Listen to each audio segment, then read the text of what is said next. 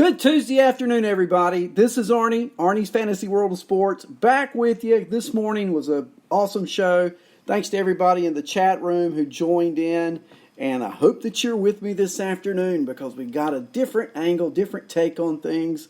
No repeat from this morning. Nothing, is old news here. We're going new. And we're going to start right in with talking about players. And the name of the show today is Deal or No Deal. Do you deal for these guys? Do you deal these guys away? Okay? And if you're in the chat room, hey, give me some feedback on these things. And we'll see. Let's see. Cha-Cha's already in the chat room. I love it. Private Cha-Cha reporting for duty, Admiral. Let's go. So, Cha-Cha, give me some feedback on these players. Let's first talk about Jason Kipnis. Yeah. Really? Jason Kipnis? Arnie, are you kidding me? No, I'm not. Okay, I know he's hitting 248 on the year. I know he's got only 6 home runs and only 29 RBIs. I know over the last 2 years his OPS has been 705. Below the 800 mark. The line of, where you want to sort of draw it off right there, right? Okay. But I do also know this. I know over his last 9 games, Jason Kipnis is hitting a robust, you ready? 471. Yes, he is. And he's also hitting in that 9 games, 4 home runs, and 14 RBIs. I told you this morning, Cleveland, they are waking up. And so only 7.5 out now in the American League Central, and I believe that Jason Kipnis is one of the reasons why. So, if you add a player, you've got to give up a player.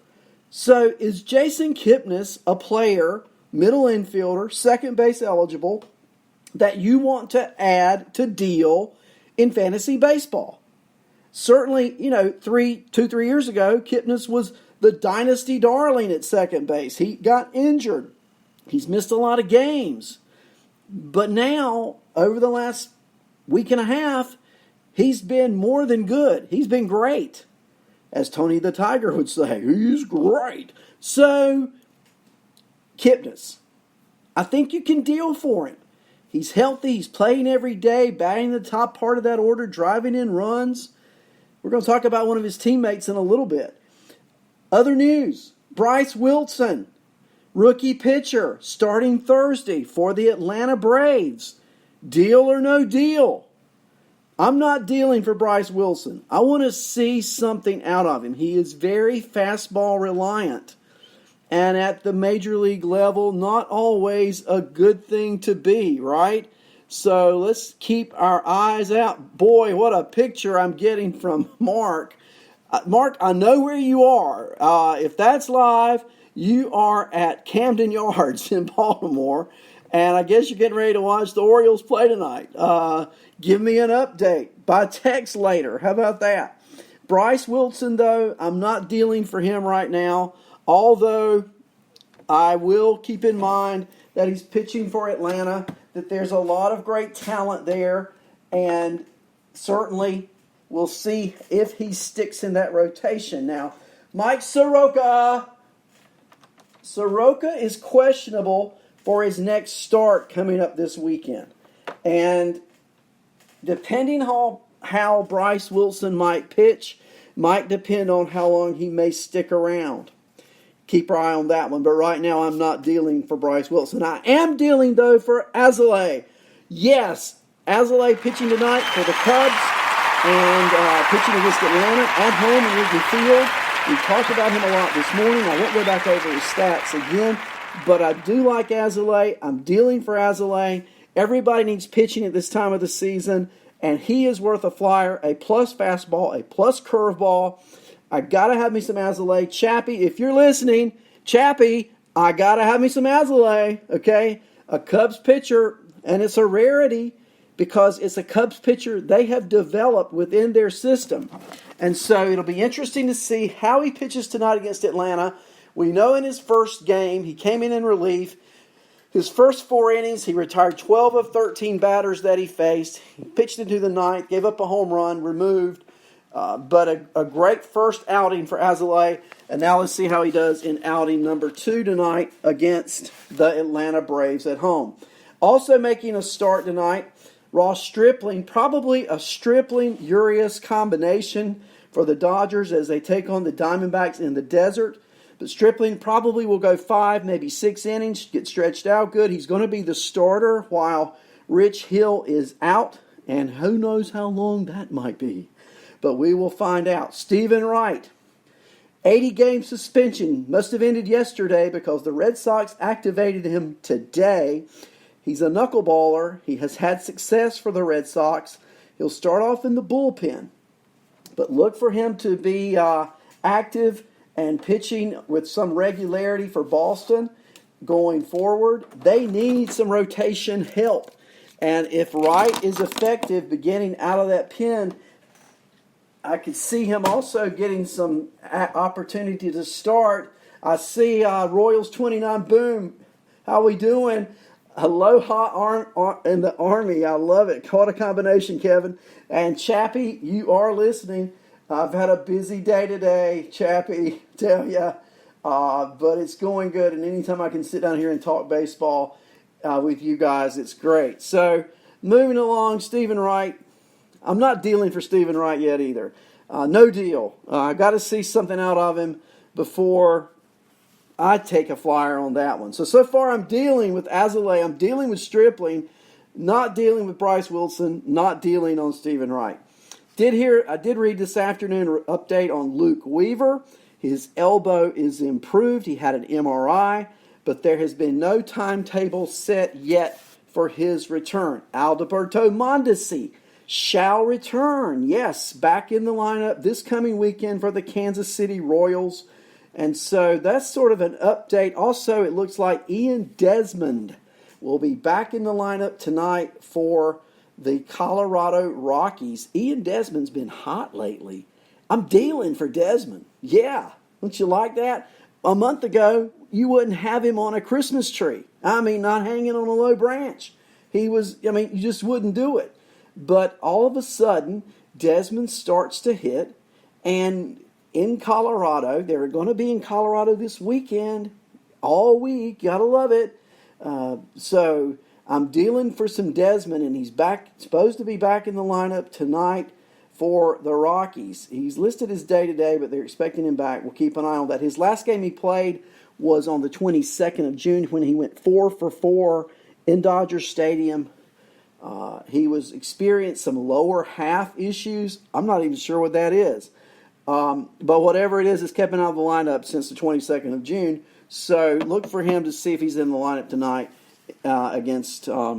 for the Rockies at San Francisco. That's a later game, so that lineup may not be out yet. Speaking of the Rockies, what's going on with David Dahl?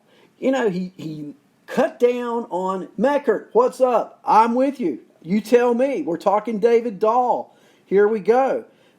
Last 3 games, 7 strikeouts. He had cut down on the strikeouts. But over the last 3 games, he's striking out at a really high rate. Now, he has homered in his last 2 games. So is David Dahl buying into the I've got to get some lift on the ball for David Dahl? I don't know. But he's a great player. Love David Dahl. Chappie and I talk about him a lot. 2 home runs last 2 games, but 7 strikeouts. Dealing? Sure. Give me some David Dahl. I'll trade for him right now. Jan Makeda for the White Sox yesterday hit his first home run of the season against a left-handed pitcher. Yes, he did. For this season, Makeda is hitting .271 against lefties. What a comeback year from Makeda. And if I can deal for Jan Makeda, I'm dealing. I want to talk a moment about the Cleveland Indians. The Cleveland Indians, they are 15-6 in June. I've already talked about one of their key players, that being Jason Kipnis. The surge of the Cleveland Indians. Now, another reason I want to talk about Cleveland and their surge is their all-star third baseman, Jose Ramirez. Are we dealing for or dealing away? Ramirez has his average up to a season high, 217. Yeah. Well, when you consider back on June the 8th, 20 games ago, okay, well, not even quite 20 games ago, that was 14 games ago, Ramirez was hitting 198. Okay, so he's raised his average 20 points in 20 games. Okay, he has been on somewhat of a hitting binge of late. He has accumulated 7 hits in his last 4 games, going 2 for 4, 1 for 3, 2 for 4, and 2 for 2. In his last 4 games, he's raised his average 11 points from 206 to 217. 5 home runs on the year, 30 RBIs on the year. He's got 18 steals. Jose Ramirez, deal or no deal? Is it time to pick him up, keep him, start him? Time to bench him or trade him? And if you could trade him, who would you trade him for? You got a first-round pick here, right? Got a question in the chat room from Meckard. Should I start Desmond or Avisail Garcia? Let's take a look at the pitchers tonight in those 2 games. We'll just take a break here. The great thing about live podcasts, you can stop what you're doing, answer listeners' questions, and then get back to what you were planning to do next, right? Okay, so we've got a choice between Tampa Bay, and they're playing at Minnesota against Kyle Gibson, Desmond for Colorado, and I want to check that lineup. I want to make sure Desmond is starting. I don't see where the Colorado lineup is out yet, but they're at San Francisco against Madison Bumgarner. I think I would go with Garcia. Lineup's locked shortly. I'm going with Garcia for 2 reasons. Number one, I don't know what the status is with Desmond starting or not. That's a big play. Also, I like Garcia in Minnesota better than I like Desmond against Mad Bum in San Francisco. Okay, so let's go with Garcia tonight on that one, Meckard. Cha-cha! Your nurse is on vacation, so you've come for me to take care of you and give you all the fantasy advice I can. I love it. I love it. So we're talking about Jose Ramirez. Here's the question. Who has more RBIs this year? Or who has more? Votto, RBIs, or Ramirez, steals? Okay. Who has more? Votto, RBIs, or Ramirez, steals? And I'll give you a little hint here. Joey Votto is hitting over his last 24 games 356 with a 972 OPS. But if this were an easy blow-you-away question, I wouldn't be asking it. I'll give you the answer. Joey Votto on the season, 19 RBIs. Jose Ramirez on the season, 18 steals. So Votto wins by 1. Is that something to cheer about? Probably not. Look at this. Votto over his last 24 games, a 356 average, a 972 OPS, but over those 24 games, only 3 home runs, only 11 RBIs. So there's a lot of hitting going on without a lot of run production. Ramirez is batting over 300 his last 11 games. Do you deal Votto for Ramirez? I've been looking for a trade partner for Jose Ramirez all year. Do I have one in Joey Votto? I think that's a pretty fair trade. I really do. Now you can say Votto's getting old. Well, I can also say he's in a great ballpark.